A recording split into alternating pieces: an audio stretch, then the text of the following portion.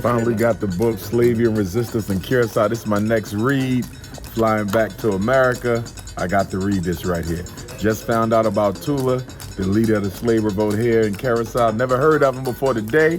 And I got the book to study him. So I'm a bookworm. I got the master.